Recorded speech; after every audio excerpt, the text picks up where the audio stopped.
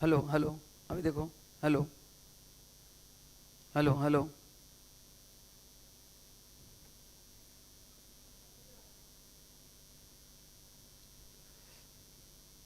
चलो तो क्वेश्चन लिख लो पहले सब लोग। ये रेशो का थर्ड क्वेश्चन है, प्रैक्टिस क्वेश्चन। तो इसमें से अपने को प्रिपेयर करना है trading account, P and L, balance sheet. Online लिख के हो गया क्या? फिर मैं फॉर्मेट बनाता हूँ, आप लोग स्टार्ट करो तब तक, जब तक ये लिख रहे हैं।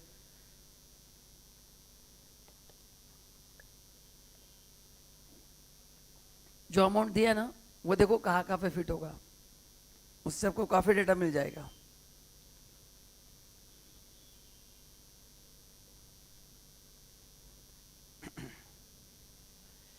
चलो सुबह बनाता हूँ फॉर्मेट ना।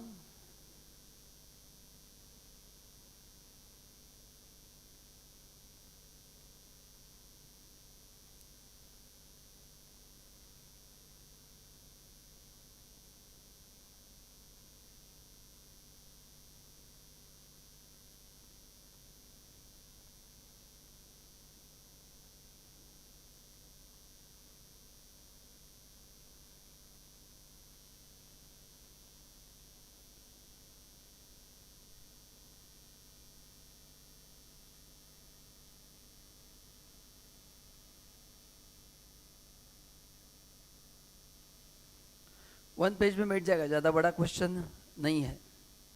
1 पेज इज इनफ।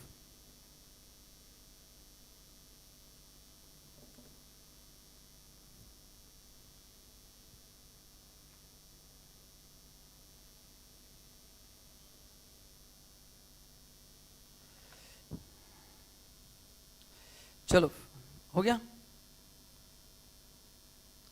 ना। अब देखो भाई क्या क्या इन्फॉर्मेशन दिया है। फिक्स एसेट का अमाउंट दिया है ना, तो मैं यहाँ पे इतना तो लिख सकता हूँ, fix assets 5 lakh.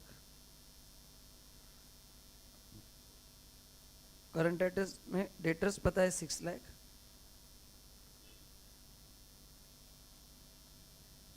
Then capital, loan, current liability. Capital, loan and current liability. ठीक है। चलो तो स्टार्ट कहाँ से करेंगे? कैपिटल दिया है and fix asset to capital का रेशो दिया है, एंड फिक्स एसेट भी अपने को पता है। So can you tell me amount of capital? तो ये बैलेंस शीट के बाद वर्किंग नोट्स में लिखो। पहला क्या लिखूंगा मैं? Fix asset upon capital 5/4।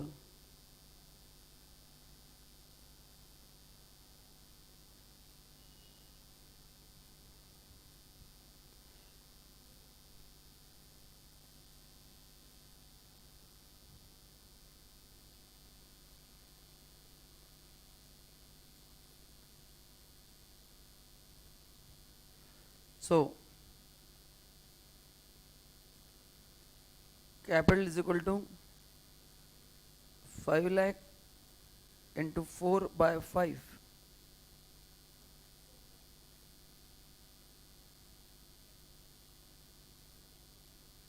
तो कैपिटल आ गया 4 लाख। लिख दो बैलेंस शीट में कैपिटल 4 लाख। बराबर है ना? ऑनलाइन हो गया क्या? चल रिप्लाई करो, मेरे को समझ में नहीं आता फिर।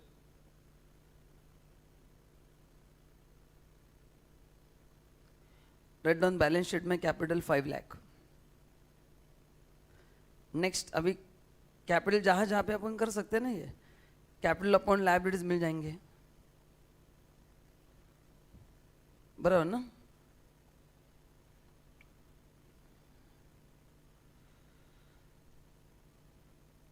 So capital upon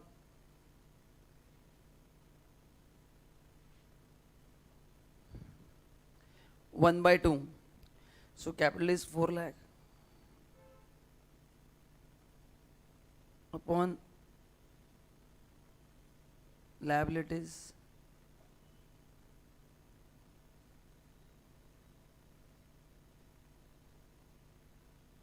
so liabilities कितने हो गए? अच्छा, अभी सोचने की बात ये है, ये वर्ड लायबिलिटी है तो इज इट करंट लायबिलिटी और इज इट सब मिला के 8 लाख है? हाँ, नॉर्मली लायबिलिटी का मतलब है सब मिला के 8 लाख। तो लेट्स सी, अपन उसको होल्ड पे रखते हैं, देखते हैं आगे कुछ और हिंट मिलता है कि नहीं, तो इसको मानेंगे क्योंकि वर्ड करंट लायबिलिटी मेंशन नहीं है।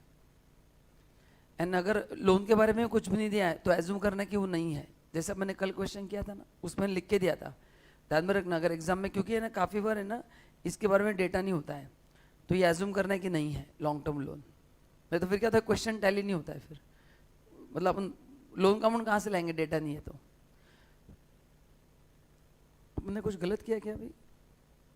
गलत किया रे, कैपिटल 5 लाख है, मैंने 4 क्यों लिया? तो मैंने गलत लिखा फिर, सॉरी मैंने गलत लिखा है, कैपिटल 4 ही है ना। हाँ सॉरी, तो गाइस बैलेंस शीट मैंने गलत लिखा है, उसको चेंज कर लो, make it 4 lakh in balance sheet. And इसको होल्ड पे रखते हैं अपन। क्लोजिंग स्टॉक भी दिया है ना, तो स्टॉक लिखो 50,000। तो वो चेंज कर लो, कैपिटल 4 लाख करो, डेटर्स 6 लाख, फिक्स एसेट्स। तो अपने को 4 चीज़ें तो अपने पास अभी है, एक तो रेडीमेड, 2 तो रेडीमेड था, 2 अपन 3 चीज़ें रेडीमेड थी, बस अपन ने कैपिटल फाइंड आउट किया है। ठीक है, ओके। अभी आगे देखो कैपिटल कहाँ का भी हो सकता है, तो ये हो गया, ये हो गया, ये हो गया, ये भी ढूंढ सकते हैं अपन। Net profit upon capital is 1/5, ढूंढो net profit. Net profit divide by capital is 1/5। So net profit upon capital कितना है?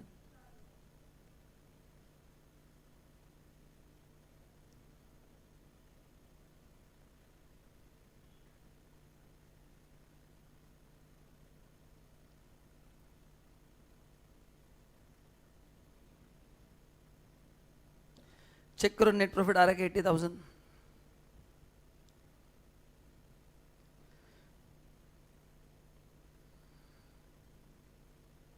तो लिख दो P&L में नेट प्रॉफिट 80,000।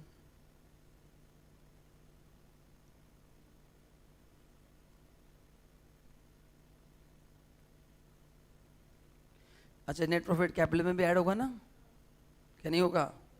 होगा ना। सो नेट प्रॉफिट कैपिटल में भी ऐड होगा।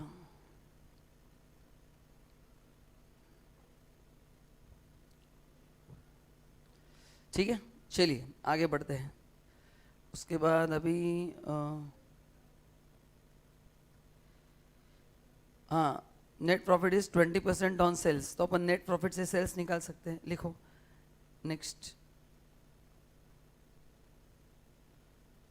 Net profit is equal to 20% of sales. So 80,000 is equal to 20% into X. अपन सेल्स एज्यूम करते हैं BX। सेल्स को मैंने X एज्यूम किया क्योंकि सेल्स नहीं पता है ना। तो 80,000 into 100 by 20 is equal to X। So X is equal to, that is sales is equal to 4 lakh. Online check करो बराबर है क्या? Sales is equal to 4 lakh, check करो बराबर है क्या?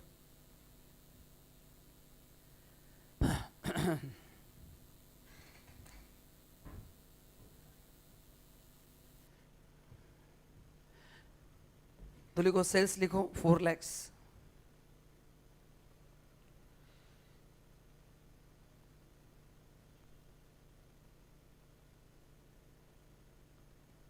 तो ग्रॉस प्रॉफिट मेरे को मिल सकता है 1 लाख, 25% बोला है ना।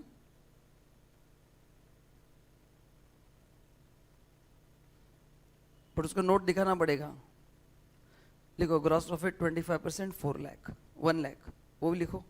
Note number 5, gross profit is equal to 4 lakh into 25%। Which is 1 lakh. So gross profit आ गया 1 लाख.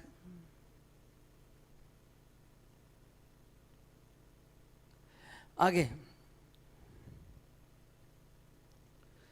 सो ये हो गया, ये हो गया, ये हो गया. स्टॉक टर्नओवर रेशियो दिया है. हाँ, अभी स्टॉक टर्नओवर रेशियो का फॉर्मूला क्या है?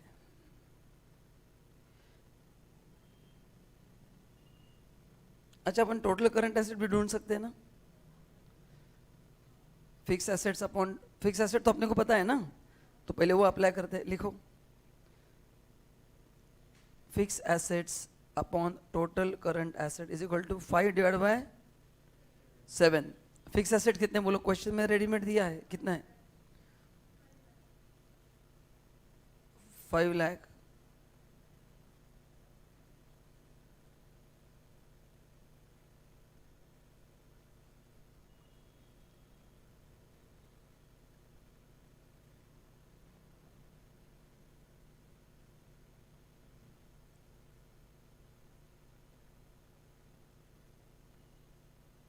कितना रहे? टोटल करंट एसेट्स आ गए 7 लाख. सही है क्या?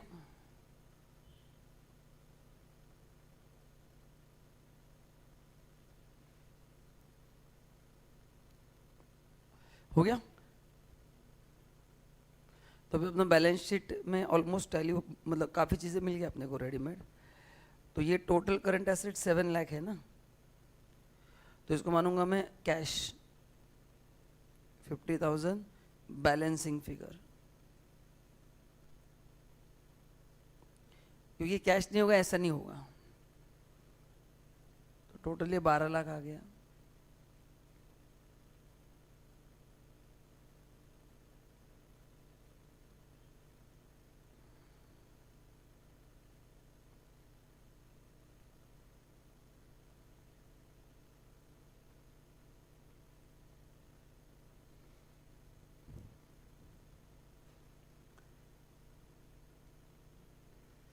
और क्या है?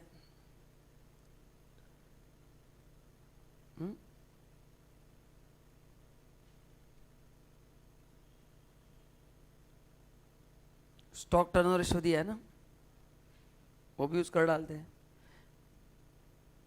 Addition number 7. अच्छा, स्टॉक टर्नओवर रेशियो का फॉर्मूला क्या है? Sales divide by average stock, या फिर वो नहीं रहेगा तो? अच्छा, अभी यहाँ पे ओपनिंग स्टॉक दिया है क्या? कोई चांस है क्या देखो ओपनिंग स्टॉक लेने का?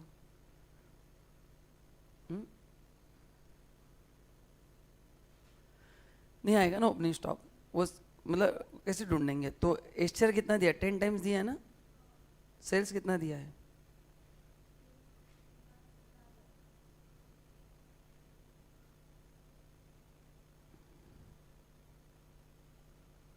बट इससे फायदा क्या होगा ये तो बताओ.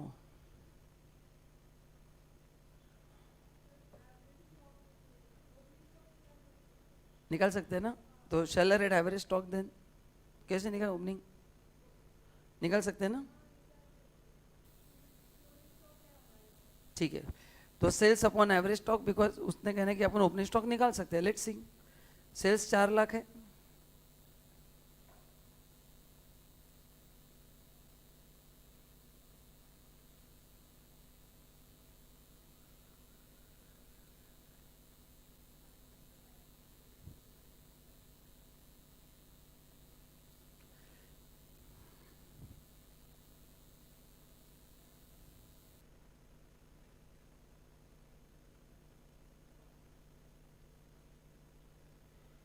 Can you tell me now opening stock?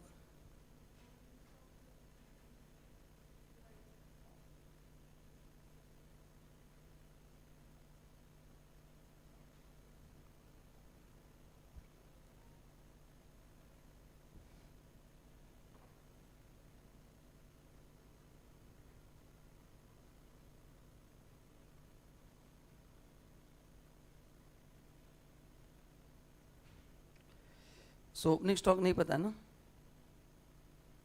Closing 50,000 दिया ना,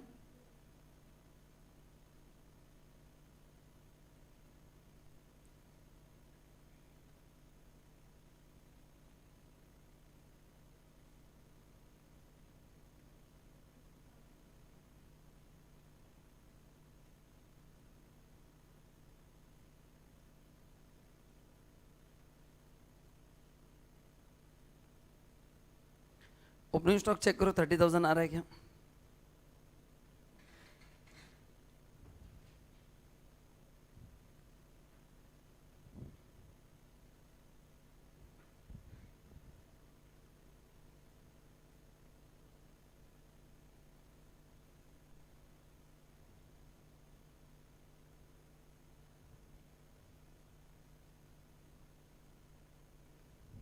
हो गया? तो ओपनिंग स्टॉक में लिखता हूं तो भी देखते हैं क्या और डेटा मिल सकता है। टू ओपनिंग स्टॉक 30,000 बाय 50,000 है ना,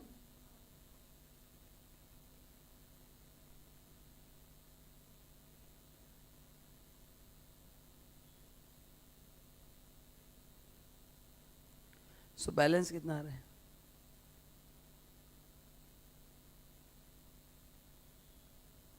तो बाकी का परचेस अज्यूम करो क्या फिर मैं बैलेंसिंग फिगर?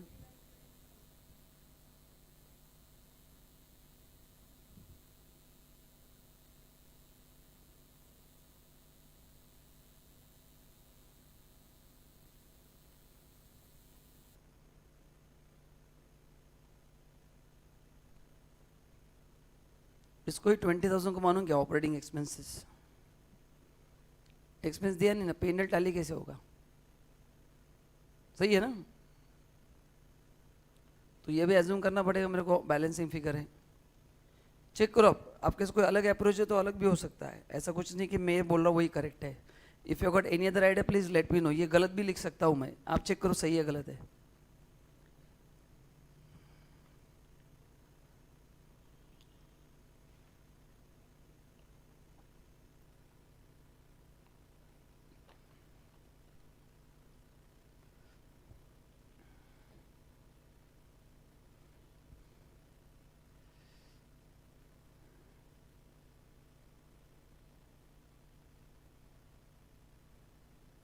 क्या एज्यूम करना है? ठीक है, ये कुछ अलग एज्यूम करना है, चलेगा?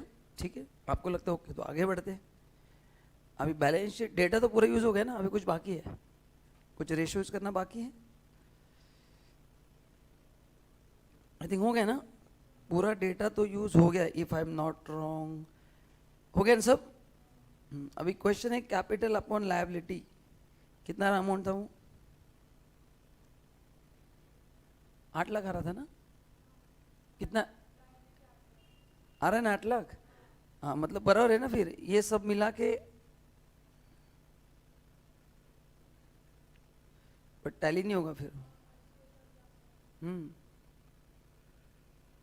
तो फिर एज्यूम करना पड़ेगा ये जो कैपिटल है इंक्लूडिंग प्रॉफिट है, तभी जो टैली होगा। क्या एज्यूम करना पड़ेगा? This capital is inclusive of profit, क्योंकि अपने को कैपिटल दिया है ना, कैपिटल का क्लोजिंग बैलेंस दिया, मतलब क्या है, कैसे कैपिटल का फॉर्मेट क्या है कैपिटल अकाउंट का? Opening capital add profit is equal to closing capital. तो ये जो 4 लाख दिया मैं एज्यूम कर रहा हूँ क्लोजिंग कैपिटल है, एंड क्लोजिंग कैपिटल कैसे आता है? After adding net profit. तो इसको मैं अभी 8 लाख लिख डालता हूँ और उसको मैंने एज्यूम किया नील, दूसरा कोई चांस नहीं है टैली करने का, क्योंकि अगर अपने बचा हुआ 720 लिखा तो अपना रेशो मार खा जाएगा, तो इसलिए सब दिखा के जुगाड़ करना पड़ता है। तो एजम्पशन क्या है यहाँ पे? एग्जाम में नोट लिखना, it is assume that net profit is part of capital, this is a closing capital given which is including net profit. और आपको समझा कि नहीं कैसे? तो ये रेशियो एनालिसिस में बस आपको रेशियोज लर्न करना है अच्छे से, बाकी सॉल्विंग में वो प्रैक्टिस करते करते बिल्ड हो जाएगा। इसलिए मैंने 3 बहुत अलग क्वेश्चंस लिए। कल का क्वेश्चन तो उसमें खाली ट्रेडिंग पेंडल जोड़ा, आज मैंने क्या जोड़ दिया? ट्रेडिंग पेंडल बैलेंस शीट भी जोड़ दिया। तो just learn the ratio and बाकी ये पूरा परम्यूटेशन कॉम्बिनेशन का खेल है।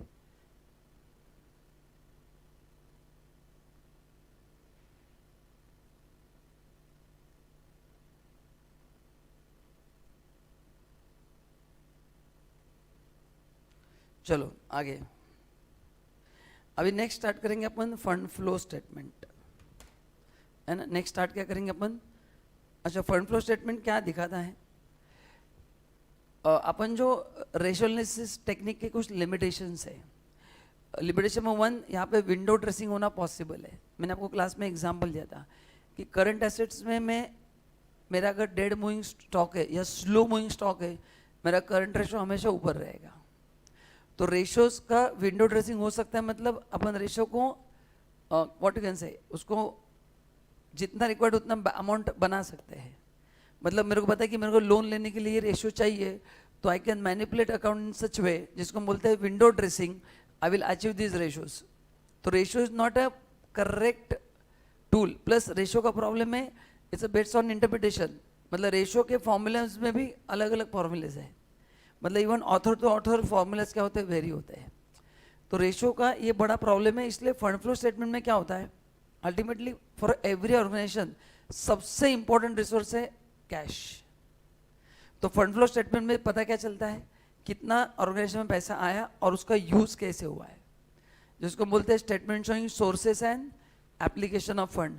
बिकॉज एज ए इन्वेस्टर मैं कंपनी को पैसा दे रहा हूँ, बट यूज कहाँ पे हो रहा है पता नहीं चल रहा है।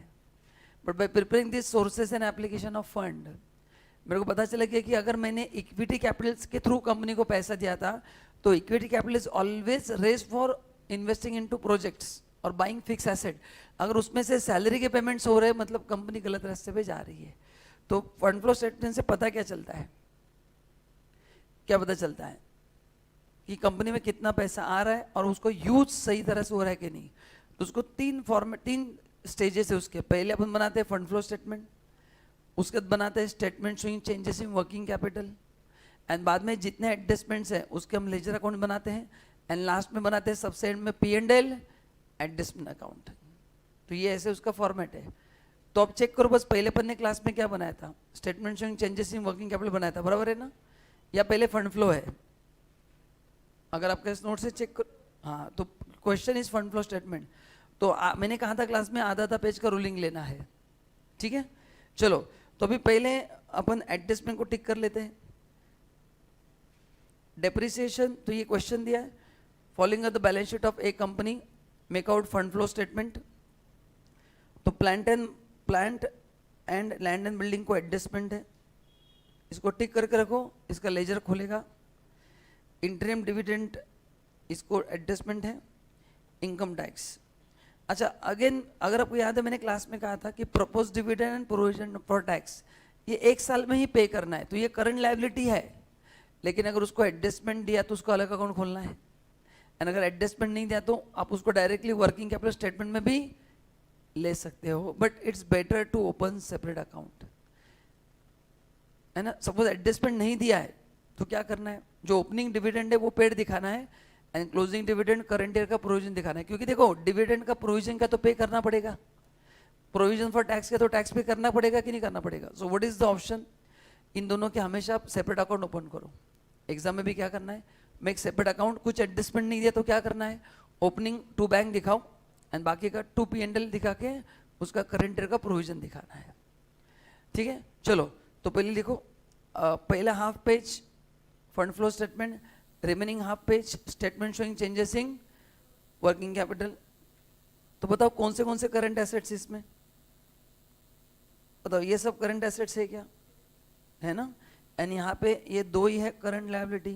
तो ये पूरा पहले मार्किंग करके लेना है एग्जाम में, बट एग्जाम में क्या करो, लिखना मत हो, कॉपी पेस्ट ना हो जाए। तो अब जैसे ऐसा कुछ डॉट डॉट डॉट बना के रखना कि ये मेरे करंट एसेट्स है, यहाँ पे dot dot, you decide any one sine, plus cross whatever, don't write words.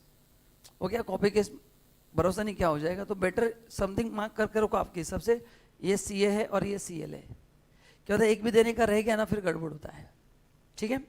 चलो, तो गिव हेडिंग,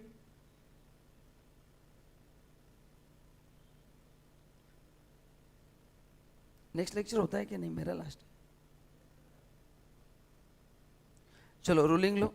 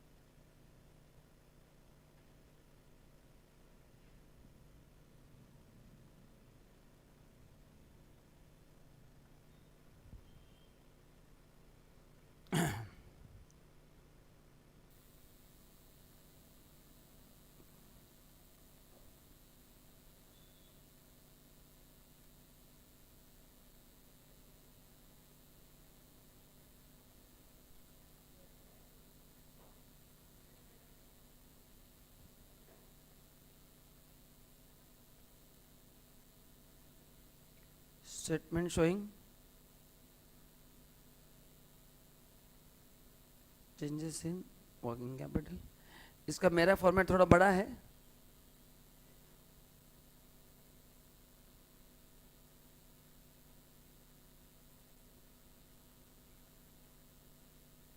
ईयर दिया है क्या?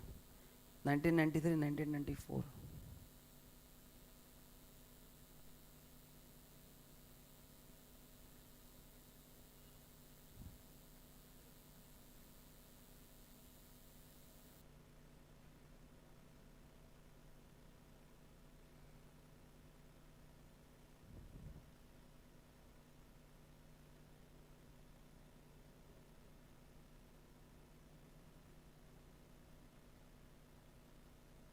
ऑनलाइन हो गया?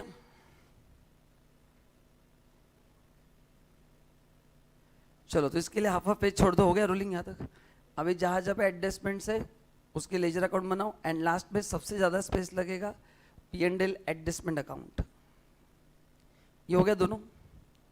पहले बनेगा statement showing fund flow of a company limited, second बनेगा statement showing changes in working capital, उसमें current assets current liability, 2 year increase decrease. चलो नाउ कहाँ कहाँ पे एडजस्टमेंट है बताओ जरा फटाफट। पहला है plant land and building, then dividend income tax, 4 accounts आएंगे, प्लस 5वां आएगा P&L एडजस्टमेंट अकाउंट।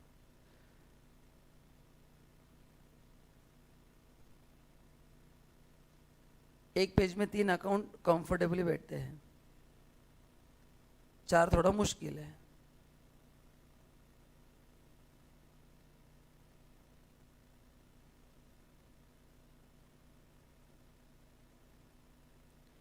बट आपको लगता है कि एकदम ही छोटे एडजस्टमेंट तो आप बिठा भी सकते हैं, पर 3 तो हंसते खेलते कोई प्रॉब्लम नहीं।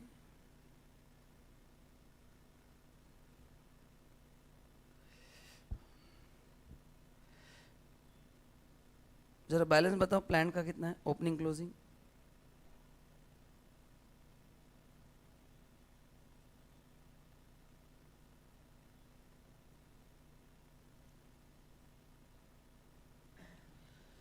प्लान का है 80,000, 2 lakh.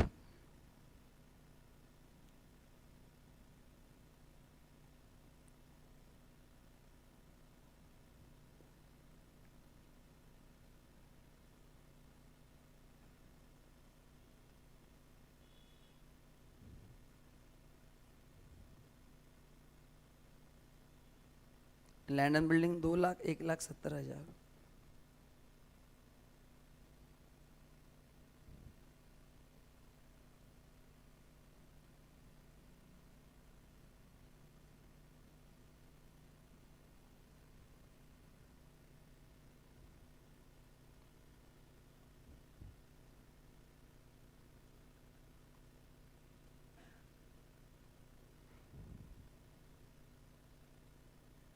Next,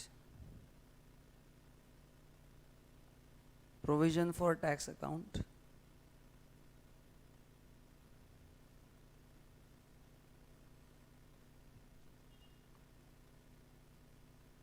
proposed dividend account,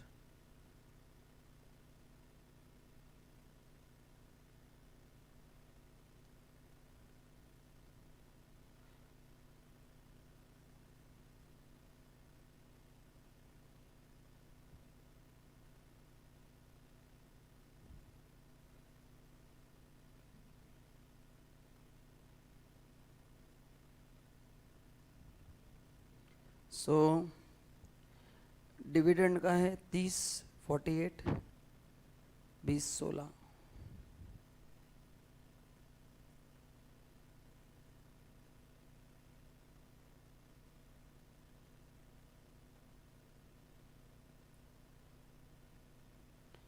ये बैलेंस बराबर है ना?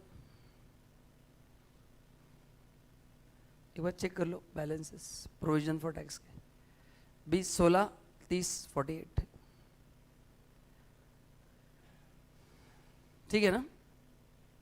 एंड नेक्स्ट लास्ट बनेगा P&L एडजस्टमेंट अकाउंट। इसके लिए कम से कम 10-12 लाइन तो मिनिमम छोड़ना है।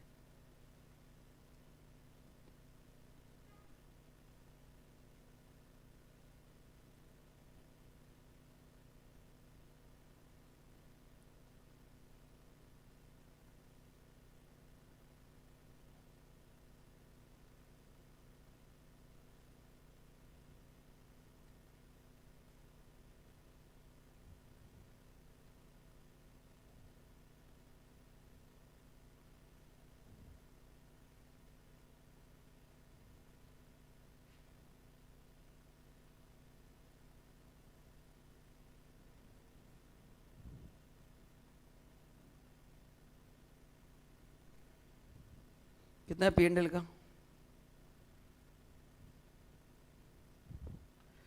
40-70।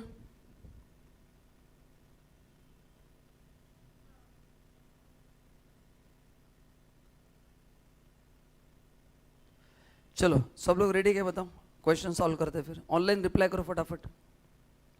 तो 5 लेजर अकाउंट एंड 2 स्टेटमेंट, तो ये ऐसे रूलिंग लेना है फिर स्टार्ट करना है।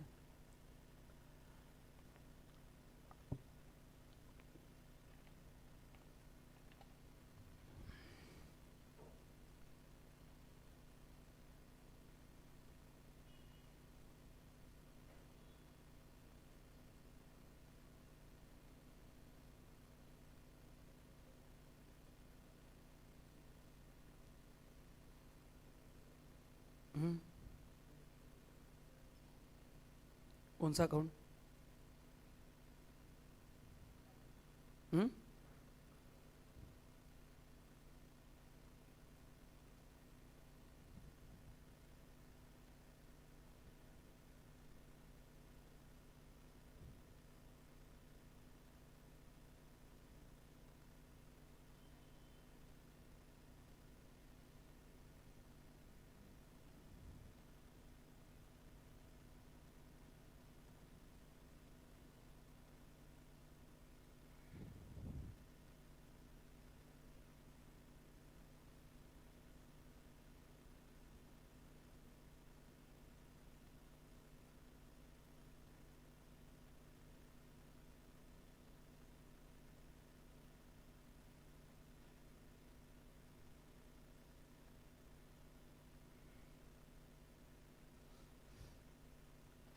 रेडी? चलो तो पहले बताओ current assets 1 by 1। Debtors stock, debtors 160 का 2 लाख हो गया।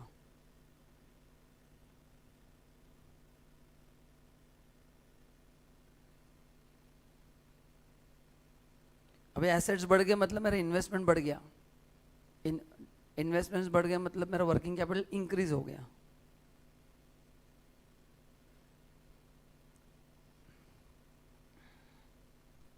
नेक्स्ट स्टॉक 77,000 का 1,09,000 हुआ।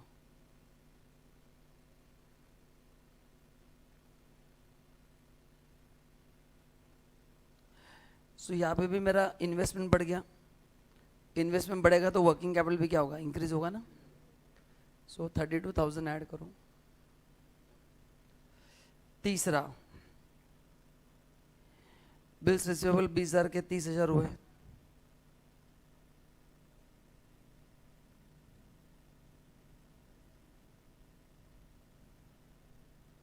तो यहाँ पे भी इन्वेस्टमेंट ज़्यादा हो गया 10,000 से, तो करंट एसेट्स, एसेट्स बढ़ेंगे तो वर्किंग कैपिटल बढ़ेगा, पैसा ब्लॉक ज़्यादा होगा ना मेरा। कैश 15 का 10 हो गया, कैश बैंक 10 का 8।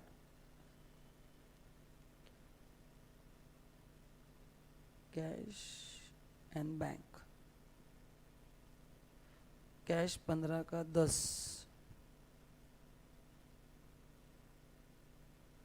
एंड बैंक 10 का 8।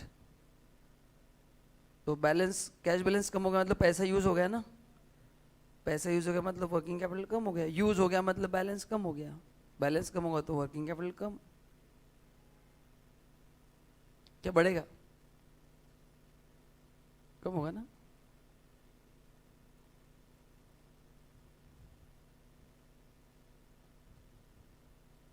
चेक करो बराबर है क्या कुछ अलग उल्टा आएगा?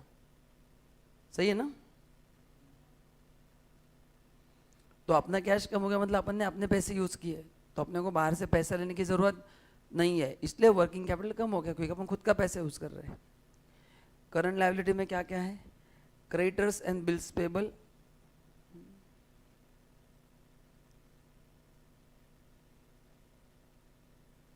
क्रेडिटर्स है 42,000 एंड 50,000,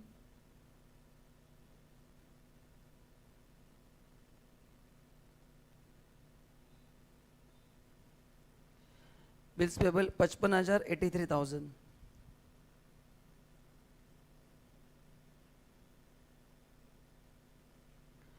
$55,000 and 83,000।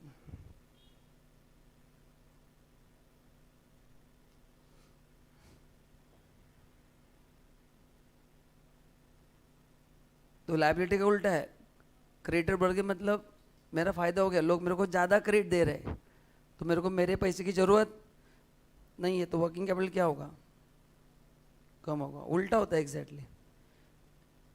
एंड ये कितना आएगा 28,000। तो अभी जरा टोटल लो इंक्रीज और डिक्रीज का।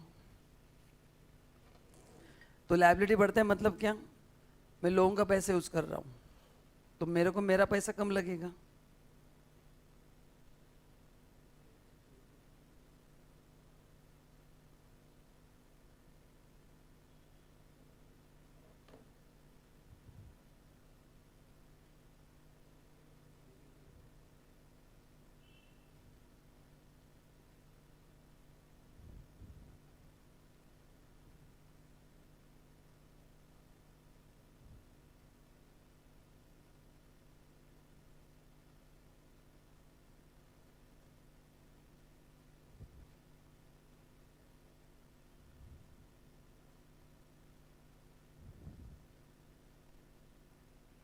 कुछ तो गड़बड़ हुआ क्या, एक मिनट जरा अमाउंट ऊपर नीचे तो नहीं होना, एक मिनट जरा चेक करो, ये इसका अमाउंट है, ये इसका है, ये इसका है,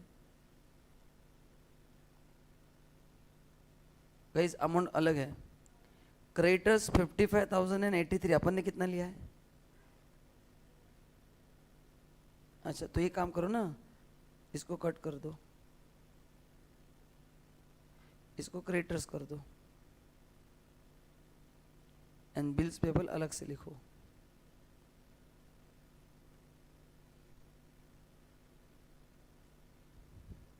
है ना, वो अमाउंट थोड़े ऊपर नीचे हो गए, चेक कर लेना, एग्जाम में भी चेक करना, थोड़ा घाई मत करना। तो वो क्रेडिटर्स एंड बिल्स पेबल कितने होंगे अभी, एक मिनट देखता हूँ मैं, बिल्स पेबल 20 और 16, 20 और 16, फिर अपने अकाउंट के बैलेंस भी चेक करने पड़ेंगे, फिर वो भी गड़बड़ हो गया शायद, शायद नहीं कन्फर्म ही हो गया, अकाउंट के बैलेंस भी चेंज करने पड़ेंगे ना। 20 का 16 हो गया ना, तो लायबिलिटी कम हो गया, मतलब लोग मेरे को उधार नहीं दे रहे, उधार दे रहे मतलब मेरे को मेरा पैसा लगाना पड़ रहा है बिजनेस में।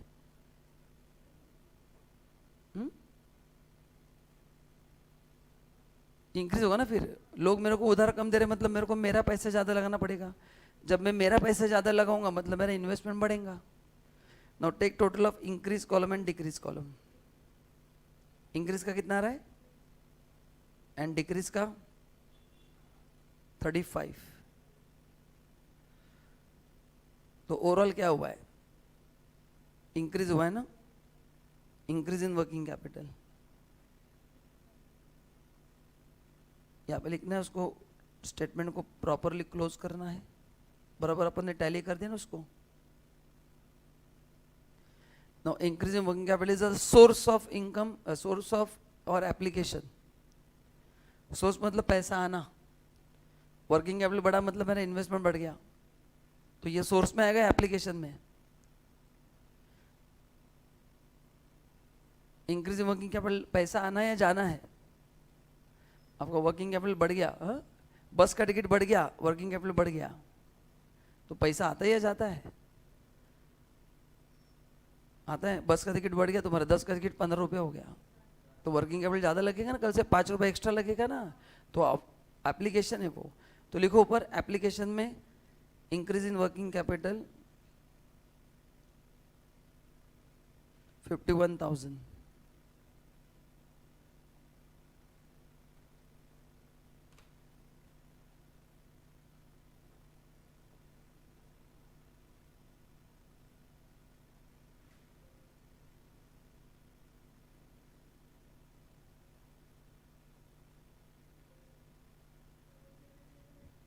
हाँ भाई अमाउंट चेक करते एक बार, अमाउंट गलत हो गया ना। अभी प्रोविजन फॉर टैक्स 40 एंड 50 लिखो, पहले चेंज कर लो, फिर मैं करता हूँ। प्रोविजन का बैलेंस चेंज करो आप, मेक इट, ये प्रोविजन फॉर टैक्स का है एंड डिविडेंड का ये, अभी चेक करो सही है क्या पहले। हाँ आप लिख लो पहले, फिर मैं लिखता हूँ, फिर आप मेरे को बताओ। जस्ट चेंज इट, जो मैंने हाईलाइट किया वो करेक्ट अमाउंट है। एग्जाम में प्लीज चेक करना, ऐसे क्या वो थोड़ा शफल होता है अलाइनमेंट। ये बराबर है क्या? अभी अभी मेरे को बताओ, मैं लिखता हूँ। तो पहला मेरे को क्या चेंज करना है? प्रोविजन फॉर टैक्स कितना है बोलो अभी? ओपनिंग ओपनिंग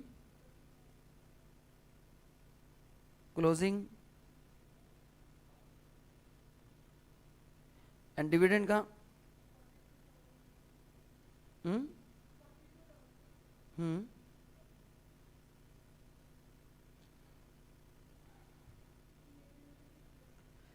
ठीक है, ये पीएनएल का भी चेंज होगा।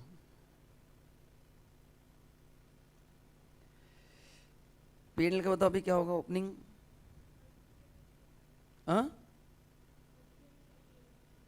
30,000 एंड 48,000। एक बार मैं चेक कर लेता हूँ वापिस पीएनएल का। चलो अभी फटाफट एडजस्टमेंट। डेप्रिसिएशन चार्ज हुआ है 10,000 20,000, तो डेप्रिसिएशन कहाँ पे आएगा? पीएनएल डेबिट में आएगा और एसेट की क्रेडिट में आएगा, बराबर ना?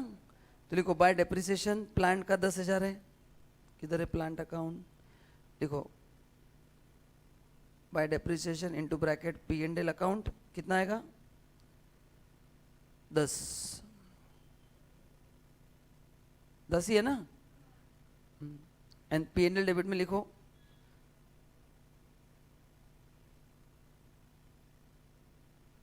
To depreciation on plant 10,000। नीचे लिखो बाय डेप्रिसिएशन पीएनएल अकाउंट 20,000 है ना, to depreciation on land and building 20,000। तो दोनों एसेट्स के क्रेडिट साइड पे लिखो और पीएनएल के डेबिट साइड पे लिखो।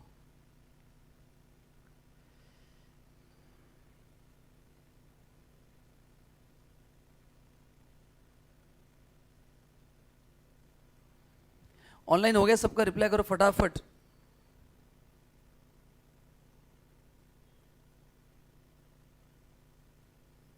हो गया?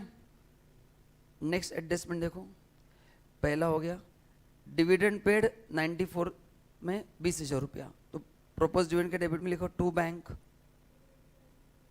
हाँ, डिविडेंड प्रोविजन एक ही होता है ना, इंटीरियम हो या फाइनल हो, डिविडेंड तो एक ही होता है क्या? हाँ नहीं, बट अपन यहाँ पे चल सकता है, कोई प्रॉब्लम नहीं। मतलब नहीं यहाँ पे भी किया तो भी चलेगा, कोई प्रॉब्लम नहीं है सच। कितना दिया है? कितना है? फिर एक काम करो आप, अच्छा इंटरिम डिविडेंड का मतलब पता है ना आपको? What is interim dividend? Which is given between two balance sheet date. हाँ, ये कंपनी कब देती है? जब कंपनी को बहुत ज़्यादा प्रॉफिट होता है या फिर कंपनी नया कैपिटल अट्रैक्ट करना चाहती है, तो आप क्या करो, उसको फिर अलग से रिकॉर्ड करो एंड फिर अपन डिविडेंड का अलग से करते हैं, मतलब आपको कंफ्यूजन नहीं होगा। ठीक है, तो फिर लिखो, क्योंकि ये जो प्रपोज डिविडेंड है ना, ये ईयर एंड प्रॉफिट का है। इंटीरियम डिविडेंड इन बिटवीन है, propose dividend is of year and profit, तो टेक्निकली वो भी ओके है, कोई प्रॉब्लम नहीं है। तो क्या पे लिखो फिर? एप्लीकेशन में लिखो क्या? एंड पीएनएल में भी आएगा ना, दो जगह पे आएगा। कहाँ पे? दो जगह पे। एंट्री क्या होगा? मैंने क्लास में इसका हर एक का जर्नल एंट्री आपको लिख के दिया था, तो उसका एंट्री क्या होगा? Interim dividend into bracket P and L account debit to bank. तो लिखो बाय इंटीरियम डिविडेंड 20,000, नहीं कितना है? 20 है ना? एंड पीएनएल में लिखो टू इंटीरियम डिविडेंड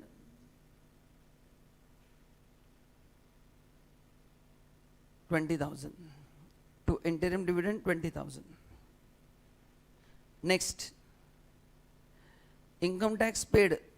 अभी इनकम टैक्स तो प्रोविजन में से जाता है, तो इनकम टैक्स आप यहाँ पे कर सकते हैं 35,000।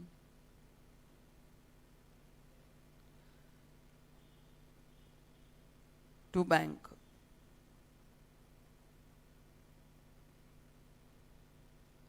तो प्रोविजन फॉर टैक्स में डेबिट में लिखो टू बैंक 35,000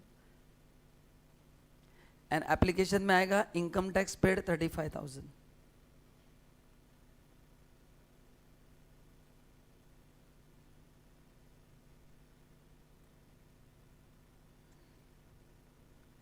हो गया?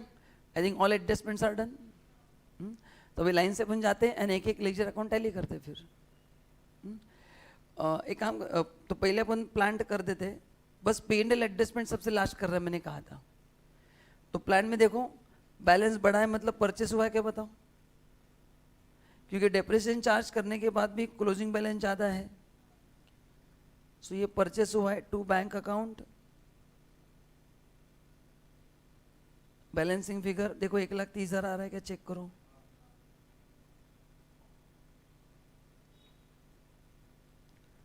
तो लिखो एप्लीकेशन में परचेस ऑफ लैंड 1,30,000। ऑनलाइन हो गया प्लांट अकाउंट टैली? लिखो एप्लीकेशन में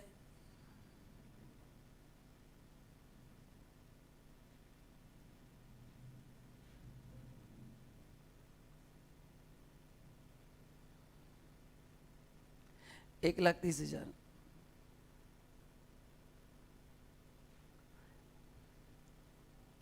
हो गया?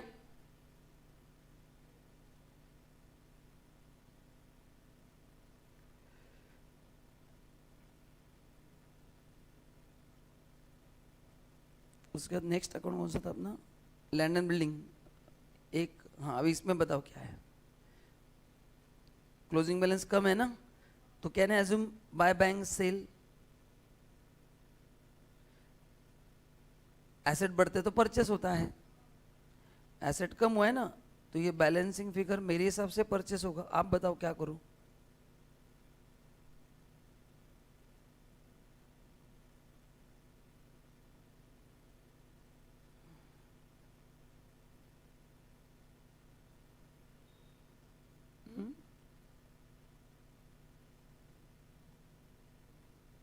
गलत है क्या कुछ? 2 लाख में से 20,000 डिप्रेशन गया ना, तो 1 बराबर ना, तो डेबिट पे आएगा ना। Sale of land and building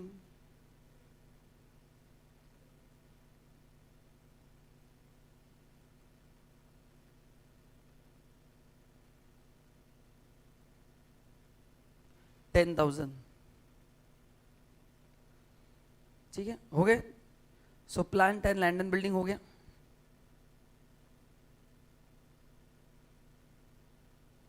जो ने ग्रीन कलर से मार्क किया वो क्लोजिंग बैलेंस है। चलो प्रोविजन फॉर टैक्स मैंने कहा था डिफरेंस कहाँ पे था, by P and L account. वो करंट ईयर का प्रोविजन मानते हैं ना, तो 85,000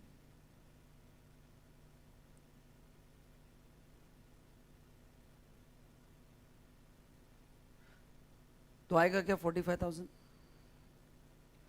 तो लिखो पी एंड एल में provision for tax 45,000।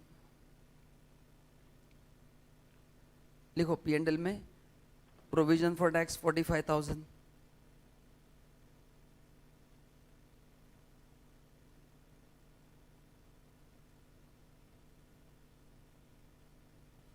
Provision for tax 45,000। Next, अच्छा डिविडेंड में कुछ नहीं है, तो मैंने कहा था क्या करना है, ओपनिंग पेड करना दिखाने का, और क्लोजिंग जो है वो करंट ईयर का प्रोविजन दिखाना है। सो लिखो टू बैंक, एज्यूम करना है कि जो प्रोविजन क्या वो पेड हुआ है।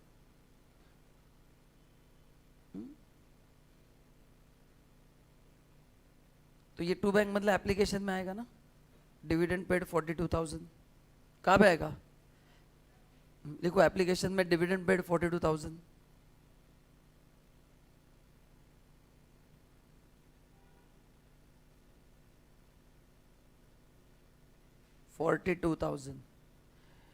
एंड बाकी का जो क्लोजिंग बैलेंस है क्या आएगा, बाय पी एंड एल आएगा क्या? इसको बोलते हैं करंट ईयर प्रोविजन।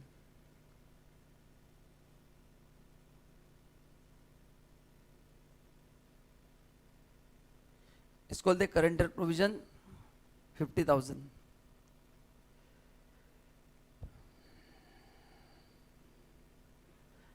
ये हो गए, पी एंड एल में लिख दो। दोनों अकाउंट हो गए क्या ऑनलाइन सबके? देखो प्रोविजन फॉर डिविडेंड 50,000 है ना। चलो यहाँ तक हो गया।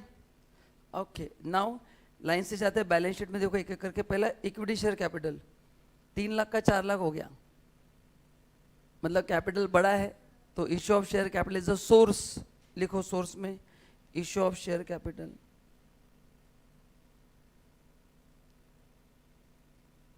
कितना है? 1 लाख। प्रेफरेंस कैपिटल कम हुआ है,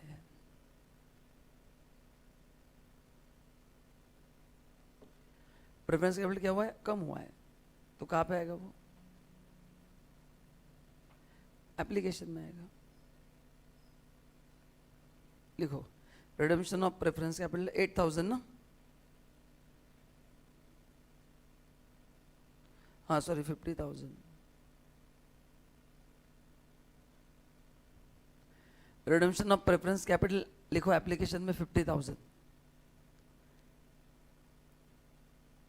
नेक्स्ट रिजर्व का बैलेंस, हाँ रिजर्व का बैलेंस 40 का 50 हुआ है, तो कुछ गड़बड़ है क्या? बराबर है ना?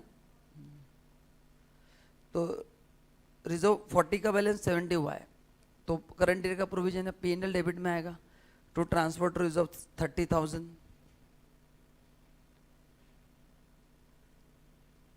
To transfer to reserve 30,000। लिखो to transfer to reserve P&L debit 30,000। Next अभी उसके बाद P&L तो अपन ने लिया, डिविडेंड हो गया, क्रेडिटर्स हो गया, बिल्स पेबल हो गया, प्रोविजन फॉर टैक्स हो गया। एसेट साइड पे गुडविल कम हुआ है, मतलब वो राइट ऑफ हुआ है। गुडविल को सेल एज्यूम नहीं करना है, मैंने आपको कहा था है ना, गुडविल मोस्टली राइट ऑफ होता है, क्योंकि गुडविल पार्शली बेच सकते हैं क्या? मैंने सैमसंग से एग्जांपल लिया था कि आज से एस तुम्हारा बचा हुआ ए हमारा, ऐसा नहीं हो सकता ना, पार्टली कैसे गुडविल बेचेंगे? हाँ, तो इसलिए वो राइट ऑफ मानना है। तो कितना डिफरेंस है? 25,000। लिखो P&L डेबिट में 25,000।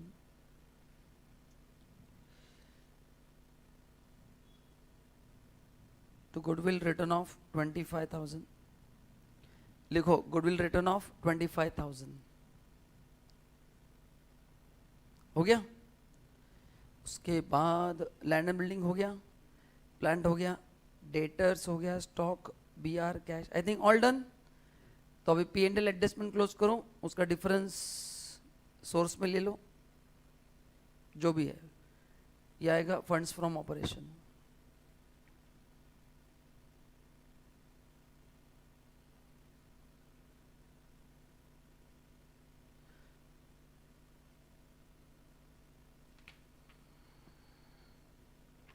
कितना रहा डेबिट का टोटल?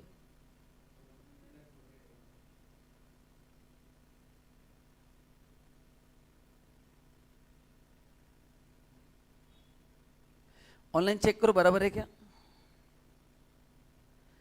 तो ये आएगा 2,18,000। तो ये फंड्स में आएगा ना, funds from operation is a source. पैसा है तो खर्च हुआ है ना, खर्च कैसे करते नहीं? तो ये सोर्स में लिखो फंड फ्रॉम ऑपरेशन 2,18,000। अंडे को टैली हो रहा है क्या?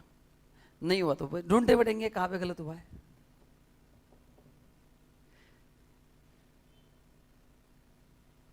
लिखो फंड्स फ्रॉम ऑपरेशन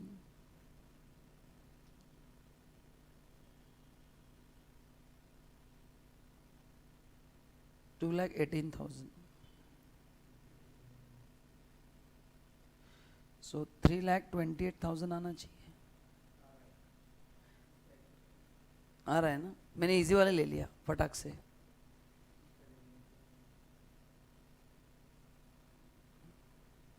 भाई आना चाहिए, नहीं तो ढूंढे बैठना पड़ेगा कहाँ गड़बड़ हो गई। आ रहा है ना? जय महाराष्ट्र। तो आज का सेशन यहीं पे समाप्त होता है। और एक क्वेश्चन आप घर पे भी ट्राई कर सकते हैं, कल मैं सॉल्व करने वाला हूँ, तो जितना पॉसिबल उतना घर पे ट्राई कर रहा हूँ। और कल से अपन कैश फ्लो स्टार्ट करेंगे, थोड़ा कैश फ्लो का प्रिपरेशन करके आना है, क्योंकि वो डायरेक्ट नहीं आएगा, तो कैश फ्लो थोड़ा घर पे अच्छे से रिवाइज करना है एंड फिर आना है। उसके स्टेटमेंट वगैरह क्या होते हैं, एक बहुत बड़ा एडजस्टमेंट मैंने क्लास में लॉजिक के साथ बताया था, तो ज़रा थोड़ा उसको रिवाइज करके आना है। ठीक है, चलिए guys, online thank you so much. कल सेकंड क्वेश्चन कंटिन्यू करेंगे and immediately cash flow start करेंगे। Thank you and bye bye.